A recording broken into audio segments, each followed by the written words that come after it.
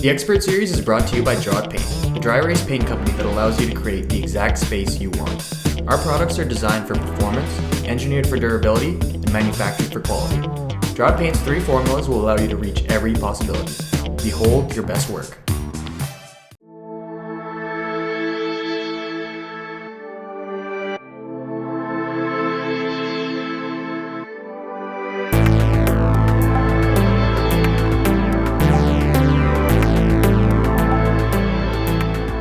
I think you do have a creative mind, of course, and you like to integrate a lot of different things.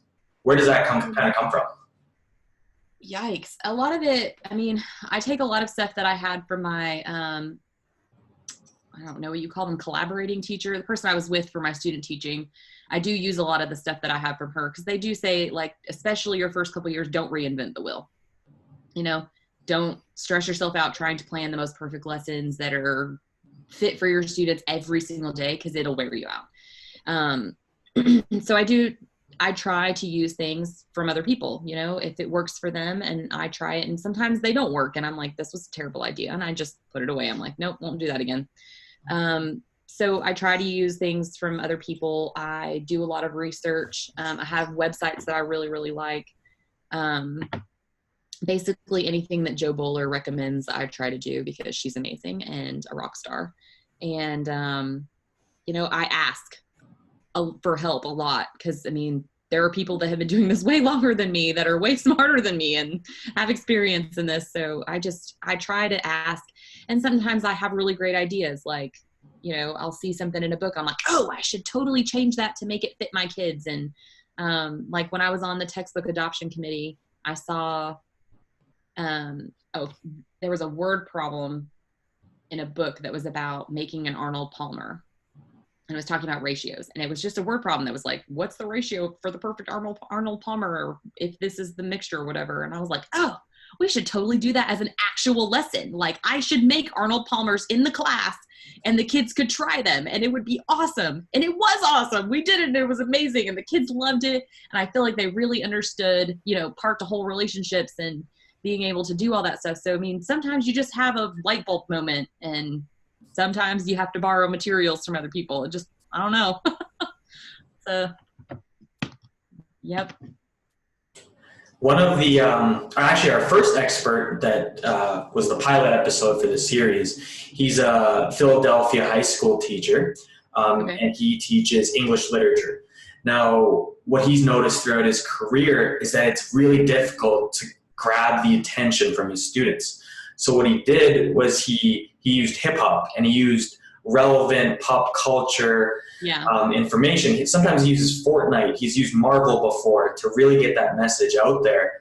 And, you know, I think his kids love him. Just watching his videos.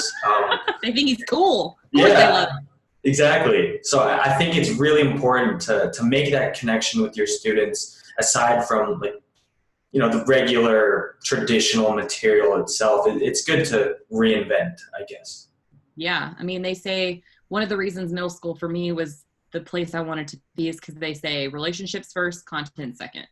And I think that's so true. Like like I said, kids aren't going to learn from you if they don't like you, which, I mean, you're not going to reach them all, but, you know, if you know what TikTok is, you're awesome. And if you have a TikTok page and you let your kids follow you, they're going to love you forever, even if it's math related. I haven't made any TikTok yet, but I do have an account, and trust me, my kids follow me and they think I'm the coolest person alive because I have a TikTok, and I watch their TikToks and talk to them about them later. I'm like, I know what song that was playing.